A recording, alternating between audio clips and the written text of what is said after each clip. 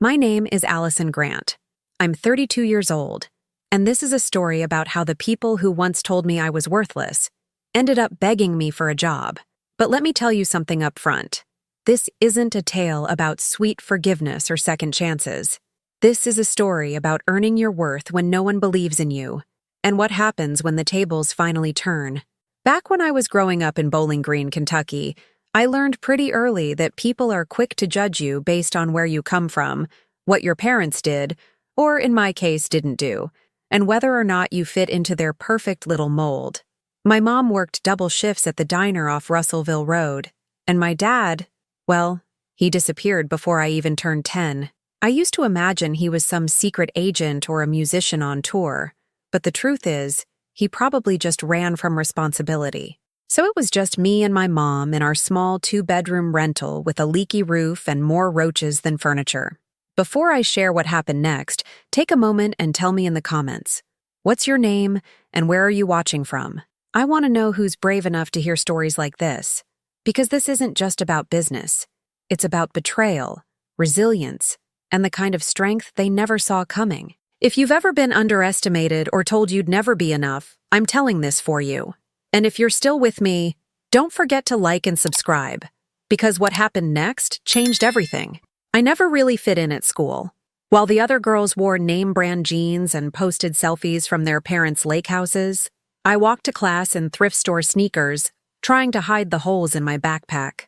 Kids can be cruel, especially the ones with last names that got them out of trouble.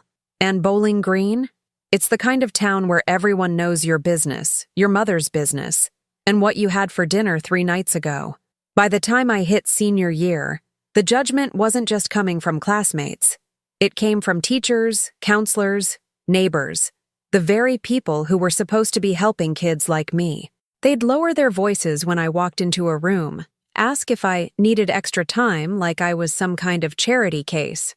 I once overheard Mr. Halvers, my AP English teacher, say to another staff member, "That Grant girl? She'll end up working at that diner just like her mama. Poor thing doesn't have the brains or the background to make it out of here." He didn't know I heard it, but I did, and I never forgot. I'd go home, pull out my notebooks and write until my hands cramped. Business plans, marketing ideas, dream company names. I filled entire journals with visions of a life no one thought I could reach. I didn't want to be rich. I just wanted to be respected. But in this town, respect was something reserved for last names like Moore, Whitaker, or Chapman, certainly not Grant. After high school, I applied to Western Kentucky University. I got in, but money was tight. Too tight.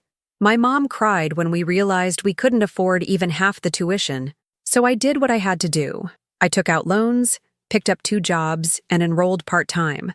It took me nearly 7 years to finish a 4-year degree, but I did it, alone. While working at a gas station during the day and cleaning offices at night, there were nights I slept in my car, nights I cried in the restroom at the Hilltop Library, nights I almost gave up. But there was this fire inside me. It burned every time I remembered the way people used to look at me, like I was destined for nothing. After college, I couldn't find work. Not right away.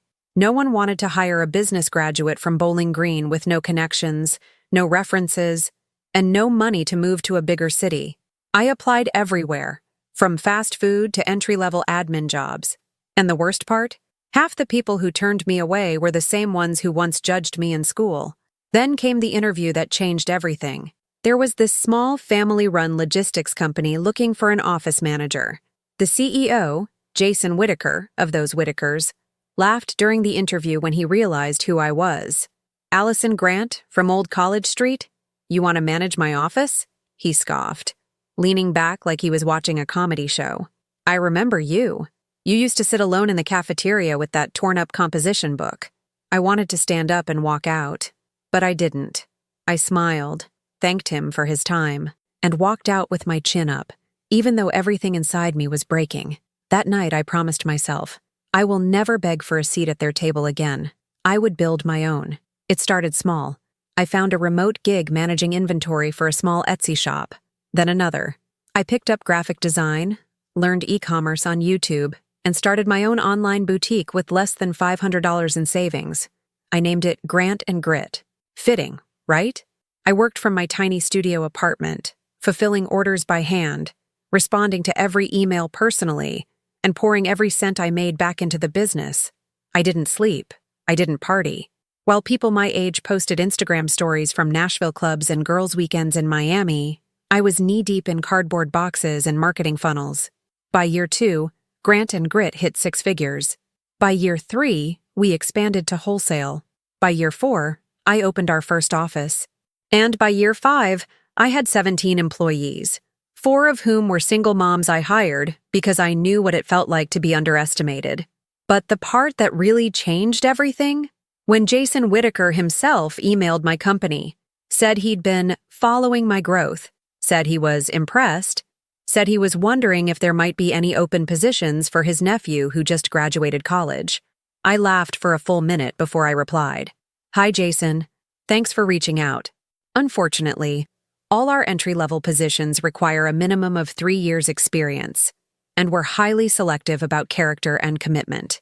Best of luck with your nephew's search. Allison Grant, founder and CEO, Grant and Grit. And I wish I could tell you that was the end of it. But the real story was only just beginning. Because some people don't like when the person they once looked down on starts climbing higher. They especially don't like when she starts building a reputation, attracting press, and getting local awards for entrepreneurship. Suddenly, I wasn't invisible anymore. I was disruptive, a threat, and they weren't done with me yet. I started noticing small things at first. A shipment that went missing from one of our fulfillment partners. A negative review left by someone who had never ordered from us. Then an anonymous tip to the Better Business Bureau questioning our supplier practices. It didn't take long to figure out who was behind it, or at least where the whispers were coming from. This town had a pattern.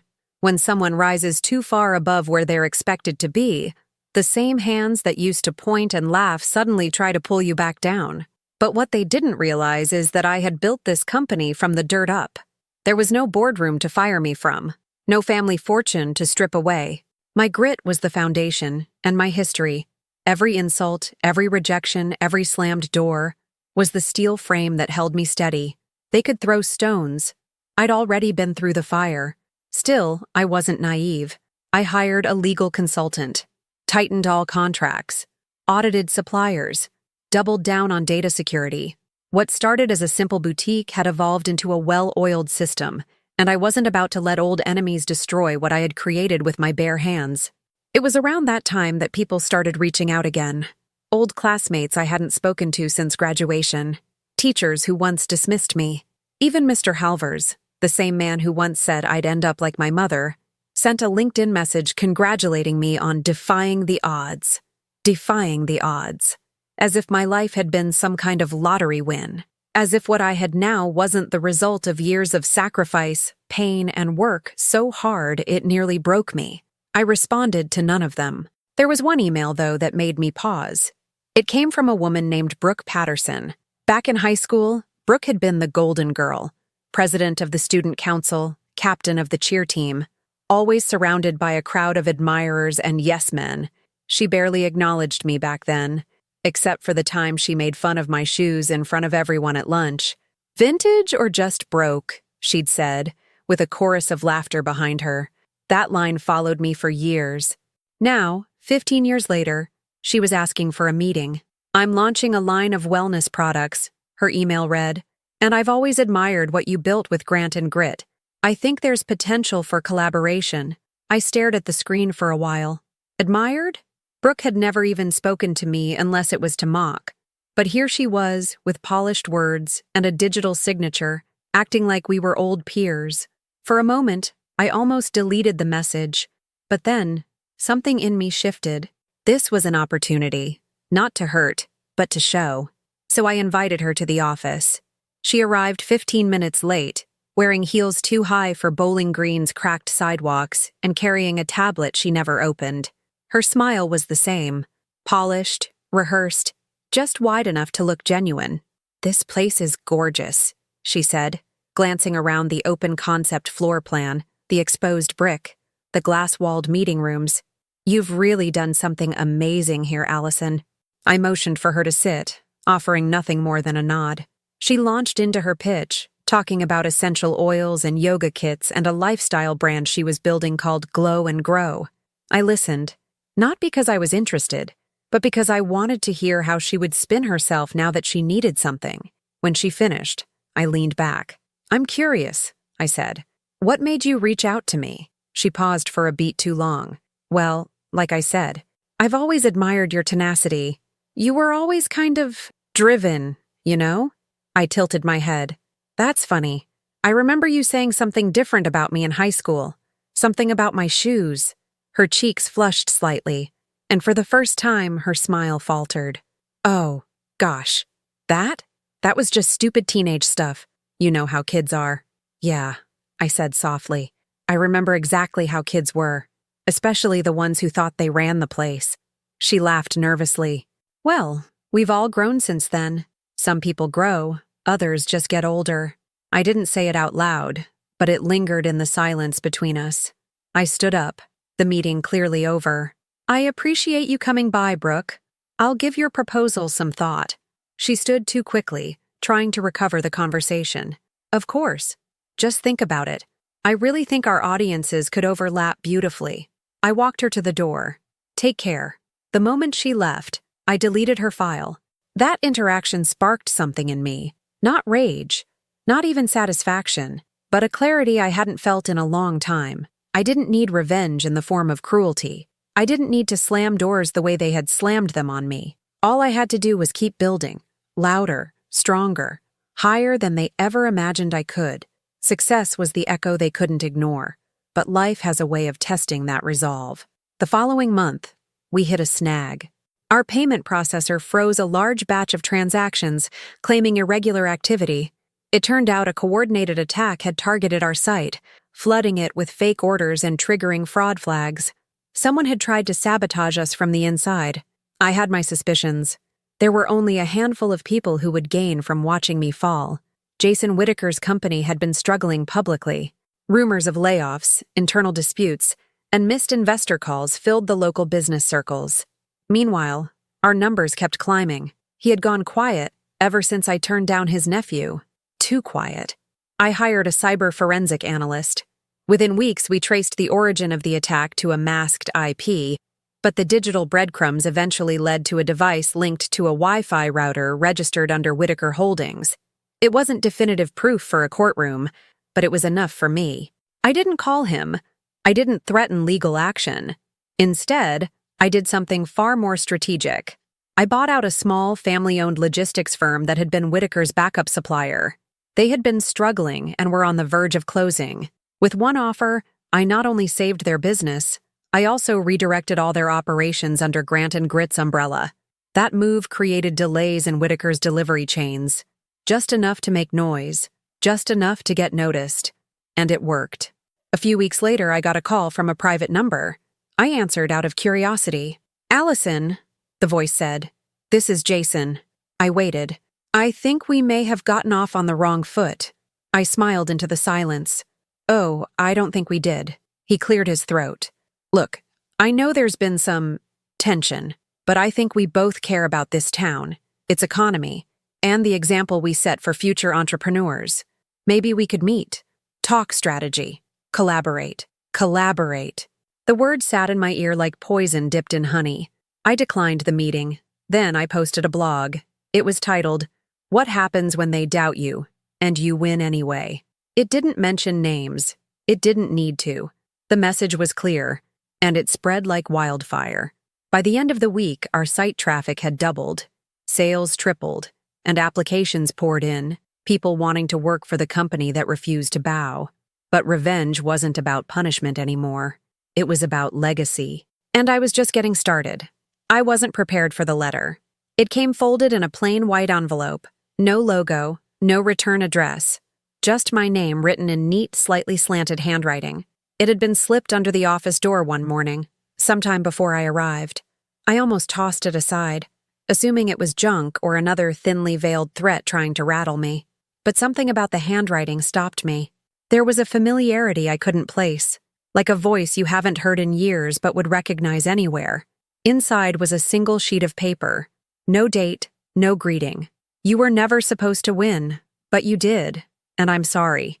No signature, no explanation, just that. For a long time, I just stared at it, my thumb tracing the curve of the S in sorry, trying to place where I had seen that handwriting before. It wasn't Jason's. It wasn't Brooke's.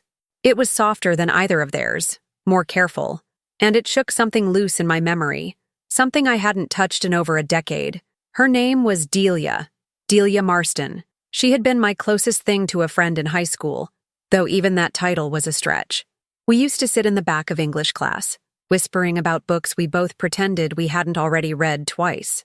Delia was the quiet kind, too smart, too serious, too aware of her place in the hierarchy to ever truly fight against it. When the others mocked me, she didn't join in, but she didn't stop them either. The last time I saw her was the day she laughed when Brooke made the vintage or broke comment. Not loud, just enough to be part of the circle. That was the moment I stopped speaking to her. She never apologized. And now, 15 years later, maybe she finally had. I didn't tell anyone about the letter. I folded it back up, slipped it into the drawer of my desk, and locked it away. Not because it meant nothing, but because it meant too much. It reminded me that beneath every cruel gesture had once been a choice. And now that they were all watching me win, some of them were realizing they'd chosen the wrong side of history. But something else was unfolding beneath the surface. A new player had entered the field. One morning, my assistant Layla knocked on my office door, her expression unreadable. "There's someone asking for you in the lobby," she said.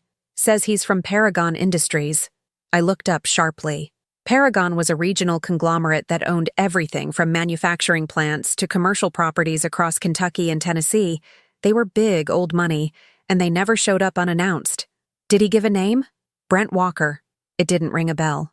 I stood, smoothed the front of my blazer, and followed her out. Brent was tall, mid-40s maybe, dressed in a charcoal gray suit that probably cost more than my first apartment. His smile was professional, polite, but I'd seen that kind of smile before, the kind that held calculations behind it. "Allison," he said, extending his hand. "It's a pleasure." I shook it once. "What brings Paragon to Grant and Grit?" He got to the point quickly. "We're looking to expand our online retail division. We've been following your trajectory. Impressive numbers, consistent branding, solid market loyalty. We're interested in acquiring your company." I blinked once, twice. "Excuse me?" He continued like he hadn't just dropped a bomb in the middle of my lobby. "We're prepared to make a generous offer. Full acquisition. You'd stay on board as executive director for a transition period, but eventually you could step back, focus on other ventures, travel, relax. As if that was what I wanted. As if I hadn't fought tooth and nail to be here. I didn't answer right away. Instead, I gestured toward the conference room. "Let's talk details." We spent nearly 2 hours at that table. Brent had charts, figures, projections. Their offer was higher than I expected. Staggering, actually. More money than I had ever seen on paper. But something about the entire conversation felt off, too smooth, too timed. And then, in the final folder, I saw it. A list of local businesses Paragon had either acquired or absorbed in the past 3 years. Names I recognized. Names that used to be competitors of Whitaker Holdings. That's when it hit me. Jason Whitaker couldn't beat me, so he found someone who could try. I closed the folder, leaned back, and smiled. "Tell Jason I said hello." Brent didn't flinch, but something flickered in his eyes. "You assume Mr. Whitaker has something to do with this?" he asked, feigning surprise. I stood. "I don't assume. I know. And let me save you some time. I'm not selling." He remained seated for a second longer than necessary, then rose, adjusting his cufflinks. "That's unfortunate. Opportunities like this don't come around often." "They come around every day," I said, "when you build something that people can't ignore." After he left, I sat alone in that room for a long time. There was something electrifying about being hunted, not because I was prey, but because I had finally become a threat. I could feel the balance shifting. I could feel the fear behind their polished offers and fake partnerships. But it was also dangerous. I knew they wouldn't stop. Not now. The next few weeks passed in a blur. I doubled security, brought in a third-party auditor to comb through every digital system. We found a few attempts, minor but strategic. A former employee had been offered money to leak product data. Another had been approached online by a recruiter, asking for internal metrics. The pressure was increasing, subtle but relentless. Still, our numbers climbed. Still, our brand grew stronger. And then came the invitation. It was a sleek white envelope embossed with gold, an invitation to the Bowling Green Business Honors Gala. The event was hosted every 2 years, a black tie affair where awards were given to innovators, changemakers, and legacy builders. I had never been invited before. This time, I wasn't just invited. I was nominated. Businesswoman of the Year. I almost laughed when I saw it. A part of me wanted to tear the invitation in half. Another part wanted to frame it just to remember how far I'd come. But the part that won out, the part that had been buried under years of mockery and judgment and rejection, was the part that whispered, "Show them." Not with vengeance, not with bitterness, but with presence. So I RSVP'd. The night of the gala, I wore a black satin gown, simple but striking. My hair was pulled into a sleek bun. No glitter, no drama, just presence, power. I walked into that ballroom with my head high, my heels steady, and every step echoing louder than the last. People stared. Some nodded, some whispered. A few smiled, sheepishly, like they didn't remember everything they'd once said, or hoped I didn't. Jason was there. So was Brooke, and several others I hadn't seen in years. They watched from across the room, their laughter forced, their smiles thin. And when the award was announced, my name echoing through the ballroom like thunder, I didn't hesitate. I walked to that stage, took the mic, and for a moment, just stood there. Then I spoke. I was told once that I would never amount to anything, that I came from the wrong street, the wrong family, the wrong kind of ambition, but I'm standing here because I decided to believe in myself when no one else would. This award isn't just for me. It's for every person who's ever been told they weren't good enough. You are. The applause was thunderous. But more than that, it was final. Not the end of my story, but the end of theirs. And a signal that the real reckoning was still to come. The days that followed the gala felt surreal.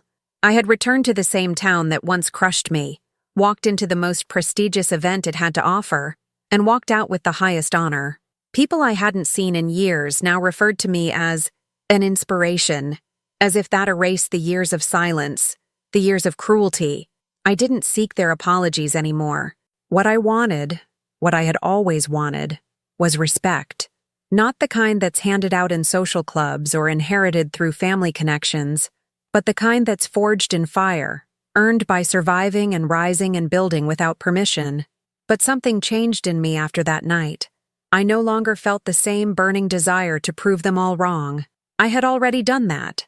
Now my energy shifted inward, toward the people who had quietly supported me, the ones who never had a platform, a network, or a voice. People like my mother, who gave everything she had so I could study in a cold dorm room with a broken heater. People like Layla, my assistant, who stayed late and came early without asking for anything extra because she believed in what we were building. I had won the battle of visibility. Now I had to fight for something bigger. I started going back to the university, speaking at business classes as a guest lecturer, not about success or money, but about resilience, about building something when no one claps for you. I told them about the nights I slept in my car, about washing my face in public restrooms, about writing emails from library computers pretending to be a company I hadn't even started yet. I watched students lean forward in their chairs, not because I was rich or famous, but because I was real, and they were hungry for real. I also launched a mentorship program within Grant and Grit, not some PR stunt or tax-deductible initiative, but a real, raw space for women and underrepresented voices to learn everything I had scraped together over the years. We offered paid internships, skill-building workshops, and one-on-one mentorship. I didn't want to be the only one who made it out. I wanted to build a door where there once was only a wall. But progress has a price. The more visible I became, the more enemies came out of hiding. Not with guns or lawsuits. Those are easy to fight. No, these were quieter battles. A phone call to a supplier suggesting I wasn't reliable. A comment slipped to a reporter questioning my business ethics. Fake reviews flooding our site. For every step forward, someone tried to plant doubt. It wasn't about stopping me anymore. It was about making me question myself. I didn't. Not this time. Instead, I leaned deeper into my purpose. I reached out to a woman named Carla, someone I hadn't seen in nearly a decade. She'd been one of the only people in high school who actually smiled at me without expectation. Back then, she had been shy, overweight, and constantly overlooked. I found out through a mutual contact that she was working as a night shift janitor at the local courthouse, while taking care of 2 kids on her own. I called her and asked if she wanted to join the team. "I don't have a degree," she said immediately, her voice laced with hesitation. "You have a brain," I replied. "That's enough for me." I hired her as an operations assistant. Within 6 months, she was managing half the logistics flow. By the end of the year, she was promoted to team lead. Carla didn't need saving. She needed someone to open the gate. I gave her the keys. Watching her thrive was more fulfilling than any award. It reminded me of why I started this. Why I never gave up when giving up would have been easier. We weren't just building a business anymore. We were building a new narrative for every woman who'd been told to shrink, stay quiet, play nice. Around that time, a letter arrived from a name I hadn't seen in years. Mr. Halvers. The same man who once whispered that I'd amount to nothing. The same man who praised Brooke's every word and rolled his eyes every time I raised my hand in class. His handwriting was still sharp, calculated. "Allison, I saw your name in the paper again. I must admit, I didn't see this future back then, but you've done something remarkable. I hope you'll consider coming back to speak to the seniors at the school. I think your story would resonate." I read the letter twice. Then I set it on fire. There are bridges worth rebuilding. That one was not. As I continued to pour my focus into the company and the women we were lifting up, I received word that Whitaker Holdings had filed for bankruptcy. It was quiet at first, an internal leak. Then the headlines followed. Mismanaged funds, layoffs, a massive client pulling out. The empire that once looked untouchable was crumbling from the inside. Jason never reached out. Not once. I suspect he couldn't stomach it. The idea that the girl from College Street, the one he laughed at during an interview, had not only survived his attempts to undermine her, but had outlived his entire legacy. But karma has a curious way of making its rounds. One afternoon, as I was wrapping up a call, Layla stepped into my office, her expression unreadable. "There's someone here asking to see you," she said. "He says it's urgent." I sighed. "Who is it?" "Liam Whitaker, Jason's nephew. I hadn't seen him since the day I turned down his application years ago. Back then, he was arrogant, smug, with the same entitled air his uncle wore like a designer coat. But when he walked into my office that day, he was different, paler, thinner, humbled. He sat down across from me and didn't speak for a full minute. When he finally did, it wasn't what I expected. "I lost everything," he said simply. "After the company collapsed, I tried to start my own thing, but the name Whitaker doesn't carry weight anymore. At least not the good kind. No one wants to be associated with it." I leaned back, watching him closely. "What do you want from me, Liam?" "I need a job," he said, eyes not meeting mine. "Any job." The moment stretched between us like an old wound reopening. I could have said 1,000 things. I could have reminded him of the email he sent when I rejected him. I could have thrown his words back at him, laughed, called security, humiliated him the way his family had tried to humiliate me. But I didn't. Instead, I reached for a folder on my desk. "There's an opening in the warehouse," I said. "It's hard work. No desk, no title. But it's honest." He looked up, shocked. "You'd hire me?" "I'd give you a chance," I said. "The rest is on you." He took the folder with shaking hands. That night, as I walked through the office, I paused by the mentorship wall, a collection of photos, letters, and thank you notes from the women we'd helped. It had started as a small idea, but now it covered an entire wall. That was my legacy. Not revenge, not wealth, change. And the power to choose grace when you've earned the right for vengeance. The first few weeks after hiring Liam were tense, not just for me, but for the team. Some employees had heard the name Whitaker and immediately raised eyebrows. Others knew the backstory and questioned why I'd give someone from that family any place inside our company. I understood their concerns. I had lived through every storm the Whitakers tried to summon. I'd stood against sabotage, whispers, and polished threats. Letting one of them in the door felt like leaving the front gate wide open after years of building a fortress. But I also believed something deeper. Power doesn't lie in closing doors. It lies in being unshakable when they're open. Liam didn't complain. He showed up on time, kept his head down, and worked harder than anyone else in the warehouse. He asked questions, stayed late, and said yes to every task given, no matter how menial. There was no entitlement left in him. Whatever had happened after Whitaker Holdings collapsed had stripped him down to something raw and human. And while I didn't trust him completely, I was willing to watch him prove himself, not to me, but to everyone else. Then one morning, Layla came into my office with a look I hadn't seen in a while. Concern laced her features as she handed me a tablet. "You need to see this." It was a screenshot from an anonymous blog, one of those shady gossip sites that popped up every so often to stir drama in the local business scene. The headline was bold, intentionally inflammatory. "The Queen of Grit or the Master of Manipulation? Is Allison Grant's empire built on lies?" The article was a carefully worded smear, loaded with half-truths and twisted details. It claimed we'd exploited workers, said our mentorship program was a marketing ploy, suggested that I'd driven competitors out of business using unfair leverage. They didn't name Jason Whitaker, but there were subtle nods, quotes from former business executives and industry insiders. I read every word slowly, not because I believed it, but because I needed to understand the strategy. This wasn't an attack. It was a setup, a bait. Someone wanted a reaction, something they could use to frame me as defensive, unstable, or worse, guilty. I set the tablet down. "Find out who runs that blog." Layla nodded and left without another word. She knew the rhythm of war just as well as I did. In the days that followed, emails poured in. Some were from loyal customers offering support, dismissing the article as garbage. Others were from curious reporters fishing for quotes. A few were from sponsors and partners asking for clarity. The fire was catching, and if we didn't control it, it would burn more than our reputation. I called a company-wide meeting, not because I owed anyone an explanation, but because I refused to let uncertainty spread like mold in the walls. I stood in front of my team and told them the truth. This company was built on transparency, and that doesn't stop when things get ugly. You all know who we are. You've seen what we've built. You've lived it. Let them write what they want. We'll respond not with statements, but with the truth we live every day in this building.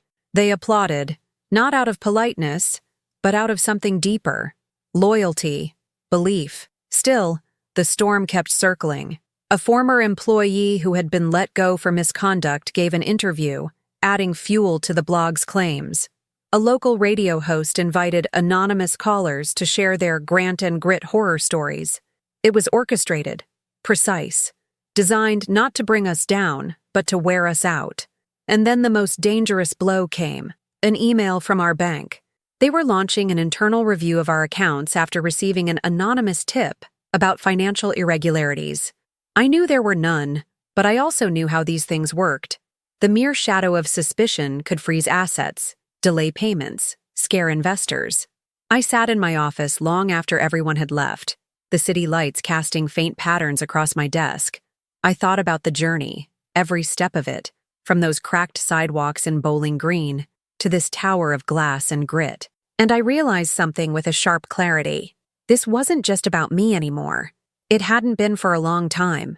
If they brought me down, they'd bring down everyone I had lifted with me: my team, the women in our mentorships, the families of every employee who counted on that paycheck. That was when I knew I had to go on offense. The next morning, I called a meeting with my core leadership team. I laid out everything: the blog, the attacks, the banking investigation. I didn't sugarcoat it. I didn't hide behind platitudes. I told them what was coming and what we were going to do about it. We gathered every testimonial, every record, every email of impact our programs had created. We filmed short interviews with employees who had been with us since the beginning. We created a digital wall of voices, real people, real stories, real proof, and we launched it as a campaign. Built by Grit. It exploded. Within days, we were trending locally, then regionally. Influencers picked it up. Business magazines called it one of the most authentic brand responses in years. Even national platforms began asking for interviews. But the biggest surprise came from the inbox I rarely checked. A message from the editor-in-chief of Forbes Women. She had seen the campaign and wanted to feature the story, not just the company, but me, the founder, the girl from College Street who had become the face of resilience. I stared at the email, and for the first time in months, I let myself breathe. But the climax hadn't come yet. Not fully. Because the truth has a habit of clawing its way to the surface. A few days after the campaign went live, Layla entered my office again, her face pale. She didn't say a word, just handed me a printed page. It was a confession from Liam. He had written a letter, a long, handwritten letter. In it, he confessed that when he joined the warehouse, he had been approached by someone offering money in exchange for internal data. He never named them directly, but he described their tactics, their threats. At first, he ignored it. But then, when things got hard, he accepted one small payment, to take a screenshot of our inventory portal and send it anonymously. He ended the letter with this: "I thought you'd never give someone like me a real chance, but you did, and it changed me. I'm sorry I didn't deserve it, but I'm ready to face whatever consequences come." I sat there reading the words over and over, my heart pounding, not with betrayal, but with the weight of everything I had carried. And suddenly, I saw it all clearly. The attacks, the whispers, the desperation, they weren't just about revenge anymore. They were about survival. Jason had lost everything, and in losing everything, he'd created a game where the only rule left was destruction. I called a lawyer. We filed a report. We submitted Liam's letter to the proper authorities. Not to ruin him, but to make it clear. I would protect my company with everything I had, even from those I had once tried to help. That night, the sky opened in Bowling Green. Rain hit the windows with a ferocity that felt poetic. I stood by the glass wall of my office, watching the city blur into puddles and reflections, and I thought about every step that had brought me here, the rejections, the insults, the betrayals, but also the victories. The women who now stood taller because they'd seen someone else fight and win. I wasn't just a business owner anymore. I was the storm, and they had no idea what was still coming. The indictment came 6 weeks later. A federal investigation had been quietly underway, and Liam's letter was the final thread that pulled the whole rotten fabric apart. Jason Whitaker had been funneling money through shell companies to finance smear campaigns against several rising competitors across the state, not just me. I wasn't the only target. I had simply been the biggest one, the one whose presence had grown too visible to ignore, whose story refused to die quietly in the corner of a small Kentucky town. The charges included corporate sabotage, bribery, fraud, and obstruction of justice. His mugshot made the evening news, and I watched it alone in my apartment, barefoot, with a cup of coffee in my hand, and a silence around me that didn't feel empty. It felt earned. The following day, my inbox was flooded. News outlets, legal firms, former employees, high school classmates I hadn't heard from in 15 years. Suddenly, everyone had something to say, a piece of sympathy to offer, a quote to throw into the growing pile of public discourse. But I didn't reply to a single one of them. I let the facts speak for themselves. I let the record show who had tried to bury me and who was now clawing their way through a justice system built for people like him. The internal storm wasn't over, though. The fallout from Jason's indictment rippled through town. Businesses affiliated with Whitaker Holdings faced scrutiny. Contracts were canceled. Boards were dissolved. People were laid off, hundreds of them. Some of those people had never done anything wrong. They were collateral damage in a war they didn't start. That weighed on me more than I expected. It reminded me of what my mother used to say late at night when she was exhausted and aching but still folding laundry. When the powerful fall, it's the quiet ones who get crushed beneath them. So I made a decision. We opened 30 new roles at Grant & Grit, across departments, from warehousing to marketing to customer service. We prioritized applicants from shuttered Whitaker companies. It wasn't an act of pity. It was strategy. These were skilled workers who'd simply been caught in someone else's downfall. They didn't need sympathy. They needed opportunity. And I knew what it meant to be passed over, dismissed, told that your association was a stain. I wasn't going to become the kind of leader who measured people by the shadows of where they came from. One of the hires was a woman named Angela, middle-aged, sharp as a tack, soft-spoken. She had worked in financial reporting at one of Whitaker's subsidiaries. On her first day, she asked if she could speak to me privately. We sat in the small conference room just outside my office, and she slid a flash drive across the table. "I found this before I left," she said. "Didn't know what to do with it then, but after everything that happened, well, I think you should have it." I plugged it in after she left. The files were stunning. Spreadsheets, emails, internal memos, clear evidence of a coordinated effort to discredit not just my company, but 3 others as well. It painted a picture of a man who had been drowning in irrelevance and lashed out at every woman who dared swim past him. I sent the files to my legal team. The prosecutors were already building their case, but this was fuel. The next few months were some of the most intense of my life. I was called in for statements. Lawyers combed through every email, every transaction, every shred of communication, and through it all, I kept running the business. We grew another 18% that quarter, opened a second fulfillment center, launched a new product line that sold out in less than 48 hours. One evening, after a long meeting with the legal team, I returned to my office to find a note taped to my door. Not a letter, just a short message written in thick blue marker on white-lined paper.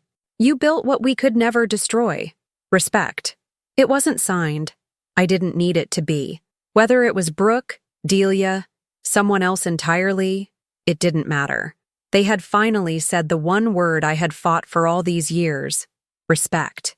And not the kind that's handed out of guilt or regret or empty admiration. This was respect carved from the truth of my journey. From every night I bled behind a laptop no one saw. From every rejection I turned into a roadmap. From every insult I transformed into a launch pad. It was a declaration that they saw me now. Not as the girl who didn't belong, but as the woman who never asked for permission to. That night, I drove out to the old diner where my mom used to work. It had new ownership now, a new name, new lights, but the bones of the place were still the same. I sat in a booth by the window and ordered a slice of pecan pie and coffee, just like she used to. I imagined her sitting across from me, tired but proud. I imagined telling her everything, how it started, how they laughed, how I never quit, how I turned their laughter into leverage and their doubt into fuel. She would have smiled, probably called them fools, then reminded me to get some rest and not let success steal my peace.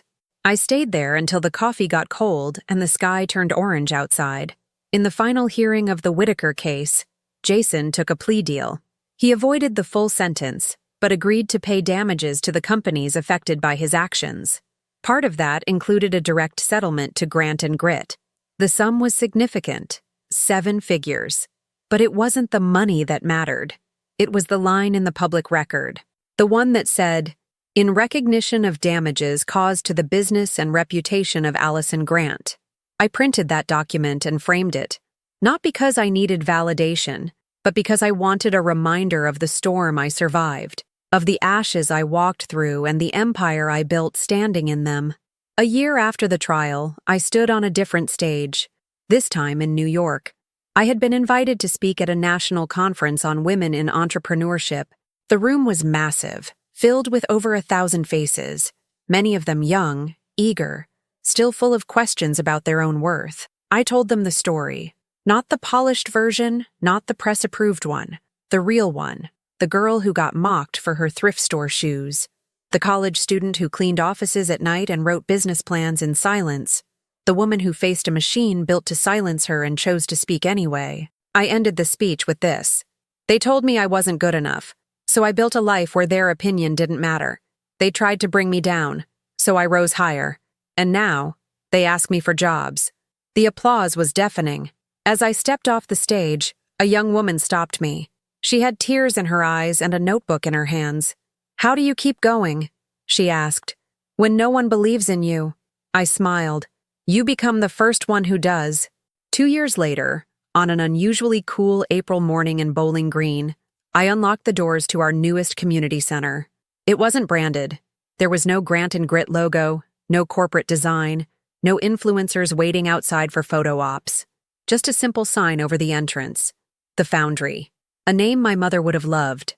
Something strong, something that reminded people that fire isn't always destructive. Sometimes it shapes us, builds us, refines us. The Foundry wasn't just a building. It was the sum of everything that had tried to break me and everything I'd built in return. It held classrooms, workspaces, mentorship lounges, childcare services, and a women's legal aid office. It wasn't charity. It was access. And it was filled with the very people who had once felt locked out of the rooms where decisions were made. I didn't cut the ribbon. I asked Carla to do it. She stood in front of the crowd that had gathered. City officials, local families, college students, and more, and raised the scissors with tears in her eyes. 2 years ago, she had been scrubbing courthouse floors, doubting her value. Now she was director of programs at the Foundry, leading workshops on financial literacy and helping single mothers write their first resumes. This place isn't just a second chance, she said to the crowd. It's a declaration that we never needed their permission to begin with. The crowd erupted in applause. I stood in the back, arms crossed, heart full. Liam was there too, still quiet, still working in the warehouse, but changed, humbled, consistent. He never asked to be promoted, never made excuses for the past, just kept showing up. He'd earned back something most people never realize they've lost: integrity. And while I would never fully forget what he did, I no longer carried the weight of it. Some debts can't be paid in full, but responsibility, when embraced, can start to close the gap.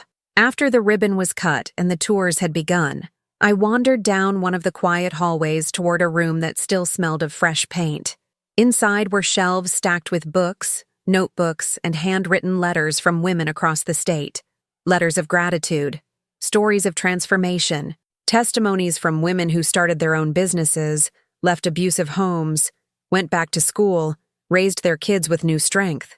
I ran my fingers along the spines of the books. Most were dog-eared, underlined, full of scribbles in the margins. I liked that.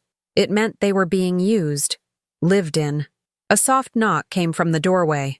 It was Delia. She looked different now. Age had added something gentle to her face. She had become a teacher at the local high school, and we'd exchanged a few emails over the years.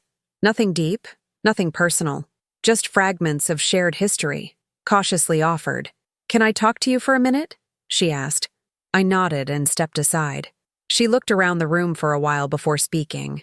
I used to think strength meant being accepted, fitting in, making people like you enough that they didn't destroy you. Her voice was steady, but her eyes were glassy. But watching you, I realized it's the opposite. Strength is standing when everyone else turns away, and I'm sorry for all the times I did. I let her words hang in the air. I didn't need to respond right away. Some things are better absorbed slowly, like sunlight after a long winter. "Thank you," I said finally. "That means more than you know." We didn't hug. We didn't promise to reconnect over coffee. We just stood in that room, two women who had grown through different kinds of fire, finally seeing each other clearly. That summer, Grant and Grit expanded into 3 more states. We partnered with local artisans and regional supply chains, ensuring that the growth was grounded, ethical, and rooted in the very communities we once fought to be seen by. I stepped back from daily operations and promoted Layla to Chief Operating Officer.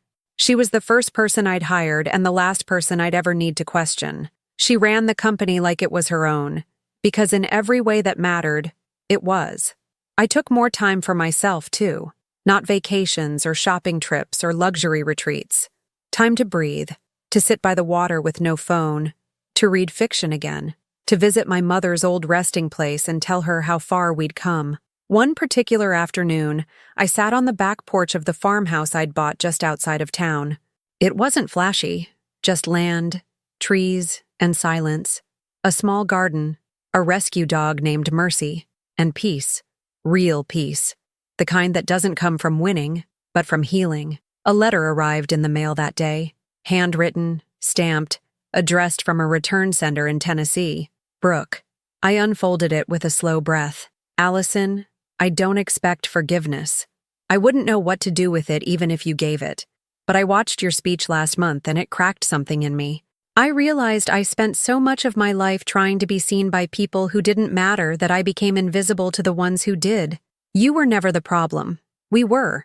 We saw someone different and called it weakness. But it was always power.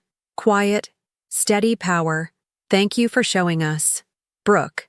I folded the letter and slid it into the drawer next to my mother's locket. I didn't reply. Some stories don't need sequels. They just need to be heard. In the fall, I was invited to Washington, D.C., to speak on a national panel for women in leadership. Sitting on that stage, next to senators, CEOs, and scholars, I felt something I hadn't expected. Calm. Not nerves. Not adrenaline. Just presence. A sense that I belonged not because someone opened the door, but because I had built a staircase to the roof and refused to wait for permission to climb. The moderator asked a final question. What's one piece of advice you would give to your younger self? I looked out over the crowd, a sea of eyes waiting. I'd tell her that every no she hears will one day become the bricks in her foundation. That being underestimated is a weapon if you learn how to wield it. And that one day, the same voices that told her she wasn't good enough will whisper her name in rooms she's never entered. And they'll do it with reverence. The applause didn't matter. The awards, the applause, the headlines, none of it defined me. What defined me were the nights no one saw, the mornings I got up anyway, the years spent invisible, uninvited, unheard, and the decision to rise anyway. I never built this for revenge, but justice has a way of blooming in the places they tried to bury you. And as I stood beneath the sun that afternoon, watching mercy chase shadows across the field, I finally understood. They told me I wasn't good enough, and then they asked for a job, and I gave them the one thing they never gave me, a chance. The story didn't end there, but it finally found peace. Have you ever been told you weren't good enough? That no matter how hard you tried, you'd always stay in the shadows? If you've lived something like that, share your story in the comments below. I want this to be a space where we speak the truth, without shame, without fear. If my journey moved you in any way, don't forget to like this video and subscribe to hear more stories of resilience, transformation, and unexpected redemption. And if there's someone in your life who needs to be reminded of their worth, share this with them, because sometimes the ones they counted out are the ones who rise the highest.